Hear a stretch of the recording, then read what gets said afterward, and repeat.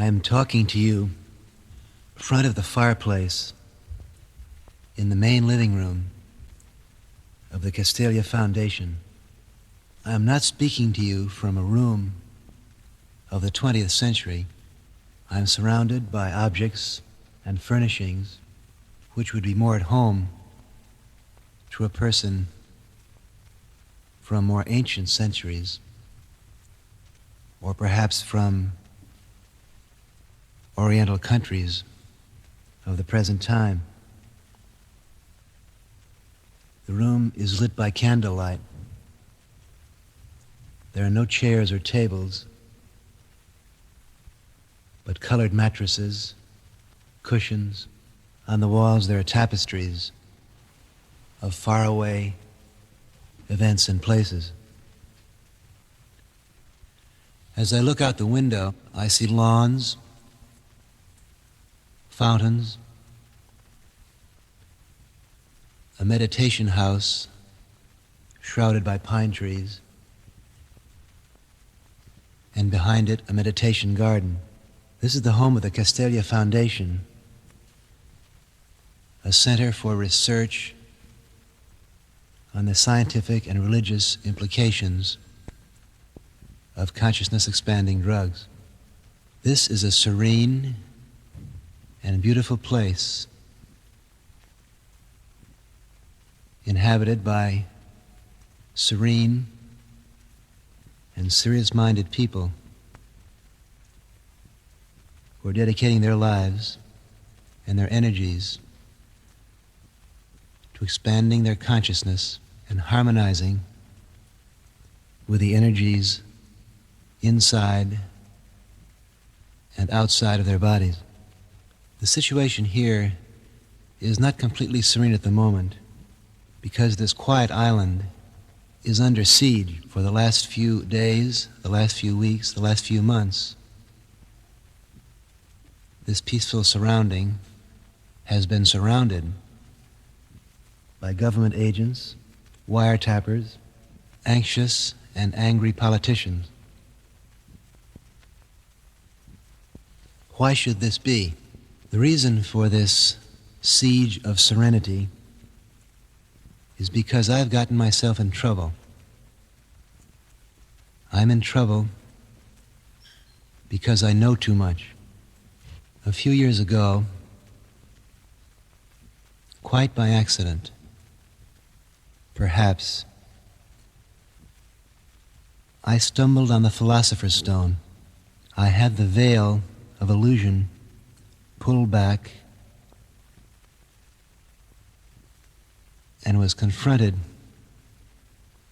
by the many levels of energy, the many realms of consciousness which are available to man. I opened the Pandora box of multiple reality. Now these are poetic metaphors for describing an ancient experience. I could just as well use more modern and scientific metaphors to describe how I got into trouble. I could say that by using psychedelic drugs, I became tuned in on the network of neurological signals and cellular wisdoms that radiate hundreds of millions per second within my body. In the last 6 years, I have taken the voyage out of my mind into my head, into my cells, over 300 times. Each time I have made this voyage, I have tried to communicate it to fellow voyagers and to my fellow men. Partly as the result of our experiences, at the present time, over 1 million Americans have had the experience of going beyond their mind into the eerie, shifting, pulsating world of energy systems within their own body. In addition to the million Americans who have taken psychedelic drugs such as LSD, there are hundreds of millions of other people who have heard this news. Hundreds of millions of people in this country, in South America and Europe, who have been disturbed, fascinated, confused, irritated by the rumors about psychedelic drugs, their promise, their challenge, their perils. What are psychedelic drugs? The first thing to be said is that they're no new arrival on the human historical scene. Sacred plants and vegetables have been used for thousands of years, back to the dawn of human history, by wise men, medicine men, prophets, to expand man's mind.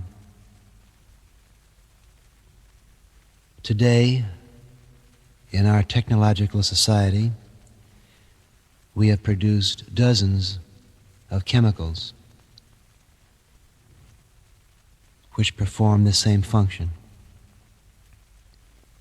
LSD, mescaline, dimethyltryptamine, psilocybin.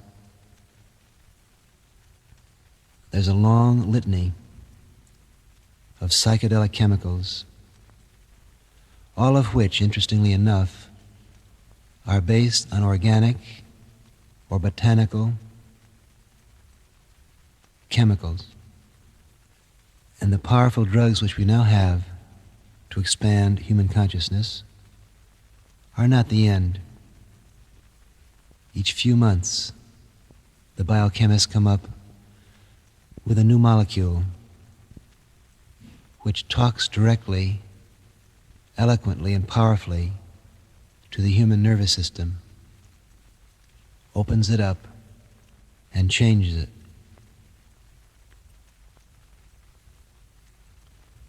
What do these ancient plants